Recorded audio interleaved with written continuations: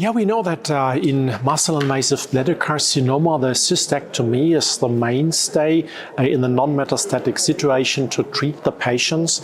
And we know that neoadjuvant therapy, which was usually done with gemcitabine, cisplatin, platinum-based chemotherapy, and sometimes then followed by adjuvant therapy, will increase the disease-free survival and the overall survival for the patient. So in KEYNOTE-905 or EV-303, a new perioperative concept of Enfortumab vedotin, the antibody-drug conjugate in combination with pembrolizumab, was explored in the neoadjuvant and adjuvant setting. So this is why we say perioperatively, neoadjuvant, cystectomy, and then the third cornerstone, the adjuvant therapy.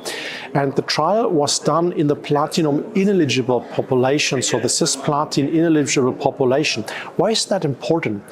I mentioned at the early beginning, so neoadjuvant chemotherapy is mainly done and mainly used of gemcitabine plus cisplatin. But patients not being eligible for cisplatin chemotherapy usually do not receive any neoadjuvant strategy, no neoadjuvant chemotherapy. And this gap is now filled by the KEYNOTE-905 trial using and applying the EV-pembro regimen in this patient population.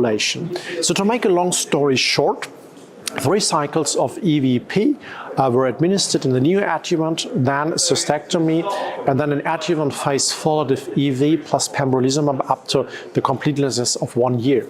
The primary endpoint of this trial was the pathological complete response rate.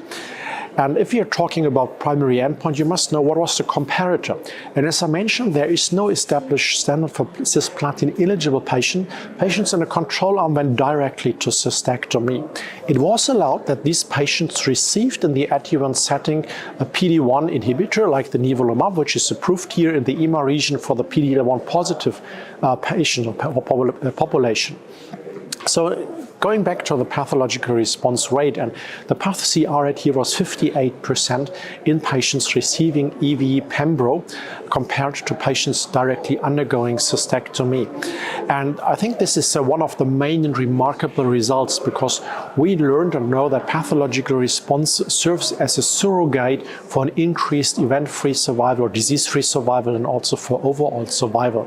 And these are the other endpoints of the trial, that the DFS and also the overall survival was significantly increased by the treatment of EV-pembro in this perioperative setting.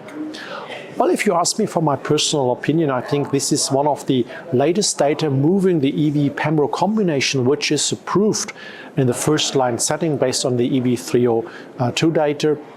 And it's a well-established standard here over platinum-based chemotherapy. Now a little bit more into the frontline setting, into the perioperative setting, more in early, not really early stages, because we're not a non-muscle invasive, it's muscle-invasive bladder carcinoma, even, but non-metastatic. And it has the potential to be a new standard of care here.